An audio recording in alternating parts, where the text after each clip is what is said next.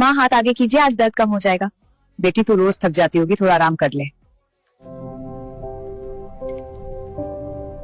भाभी इतनी सेवा, कहीं वसीयत में नाम लिखवाने का इरादा तो नहीं? सेवा सौदे के लिए नहीं की जाती देवर जी, ये मेरा फर्ज है। माँ हमेशा के लिए चली गई। माँ जी की संपत्ति उनके दोनों बेटों और एक बेटी में बराबर बराबर बांटी जाती है। भाभी इतनी सेवा का नतीजा देख लिया?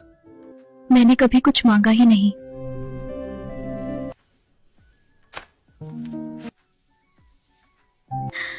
बेटी रीमा, अगर तू ये खत पढ़ रही है तो समझ कि मैं ऊपर से तुझे आशीर्वाद दे रहा हूँ। सबके सामने जो बांटा वो समाज के लिए था, पर जो तेरे नाम किया है वो मेरे दिल के लिए है।